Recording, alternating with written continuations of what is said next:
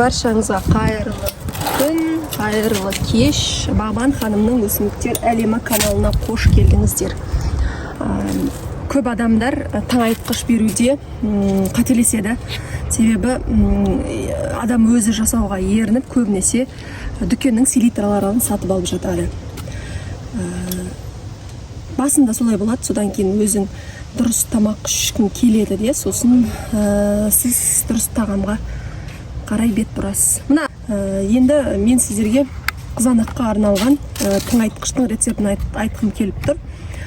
Бұл рецепт табиғи, зиян емес, пайдалы, ешқандай химикат жоқ ішінде, биопрепарат, қолдан жасалған құнарлы тыңайтқыш. Ол үшін бізге 10 литр су керек және күл керек. Өзім қолдан жасадым мына күлді кеше. Міне осындай күл керек. Сатып алсаңыз да болады. Және бізге айран керек. Қолдың айраны, дүкеннің айраны, бұл айырмашылық жоқ. Менде болғаны енді қолдың айраны. 1 литр керек, мына жерден 1 литр алам. Және бізге биогумус қажет. Бұл да органикалық тыңайтқыш, ешқандай зиян жоқ ішінде. Міне биогумус керек. Егер биогумус болмаса, гумат калия қоссаңыздар болады. Және йод керек. Енді бұлар не үшін дейік? Күл ол тыңайтқыш. Ішінде кальций бар, фосфор, калий, бүкіл микроэлементтер осы күлдің ішінде бар.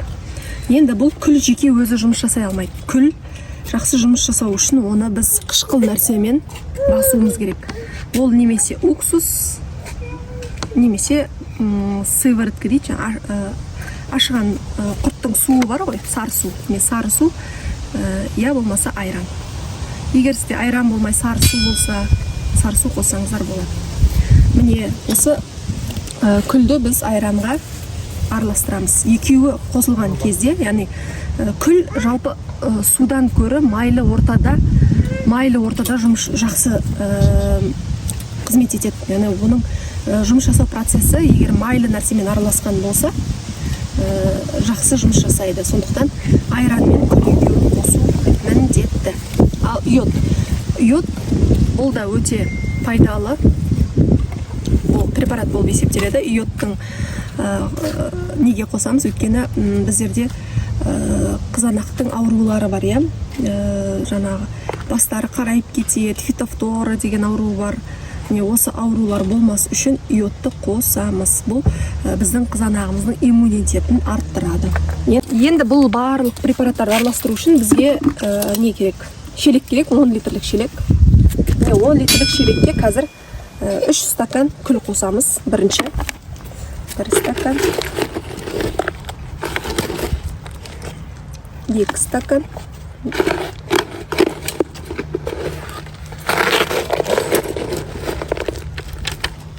міне 3 стакан күл қостық. Көрініп тұрса, міне 3 стакан күл қостық. Енді осыған айран, 1 литр айран құямыз.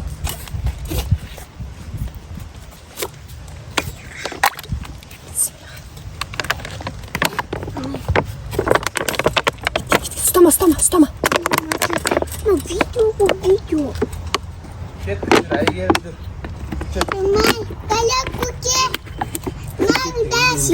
Шамал алып қалдым. Мені примерно 1 литр айран құйып жібердік. Қосылған осы тұнбамызды жақсылап араластырайық.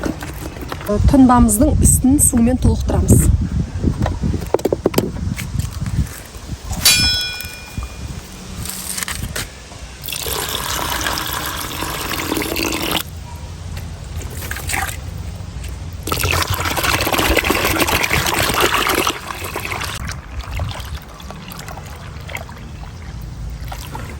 Міне қарап тұрсаңыздар, бізге 10 литр емес, шамамен 8 литрдей су қажет болды.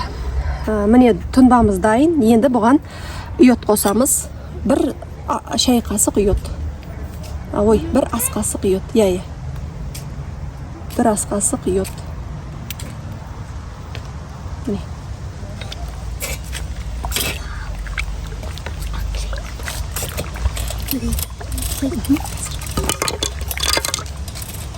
Ағашым беріңіз шара. Құм болып қалды ма? Енді калийдің қызметін атқару үшін, біздің өніміміз мол болу үшін минералды органикалық препарат биогумусты қосамыз. 3 ас қасық қосам. 1, 2, 3. Міне 3 ас қасық биогумус қостым. Міне тұнбамыз керемет болды. Бұл енді орысша айтқанда маточный раствор, яғни аналық тұнбамыз. Енді осы 10 литр дайын тұнбаны 1 литр тұнбадан алып 9 литр суға араластырып қызанақтарымызға құйып шығамыз. Яғни 1 литр дайын тұнбаны 9 литр жылы суға араластырып алдын ала суарып алған қызанақтарымызға құйып шығамыз. Өте керемет болды, машалла. Міне аналық тұнбамыз дайын болды. Бұл тұнбадан қазір тұнба дайын. Бисмиллах. Міне тұнбамыз дайын. Мына жерде менде 9 литр су бар. 1 литрлік ыдыс аламын.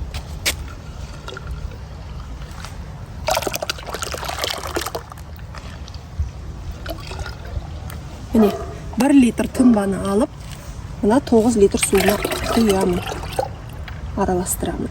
Енді осы дайын тыңайтқышымызды басына лейкіс қайда, Мира? Лейкісін тоға кепеш. Басына лейкі салып, қызанақтардың үстіне құямыз.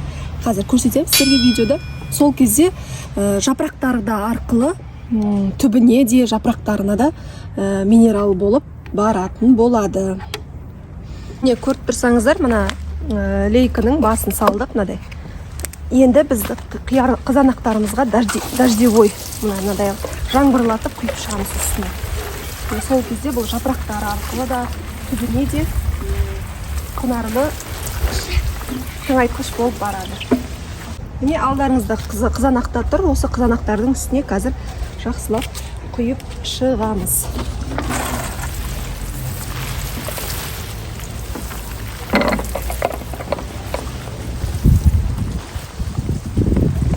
Көріп тұрғандарыңыздай, бүкіл тыңайтқышты қызанақтарымыздың жапырағына құйып шықтық.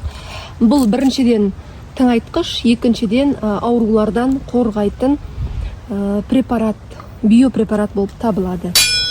Сіздерге пайдалы болды деп ойлаймын. Сіздерде жасаңыздар, қызанақтарыңыз молынан болады. Алла қаласа нәтижесін көрсететін боламын.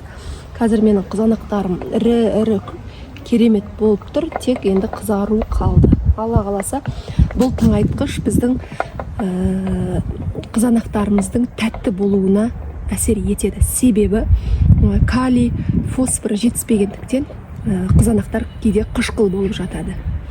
Міне осы тыңайтқыштан кейін қызанақтарыңыз тәтті болып пісетін болады.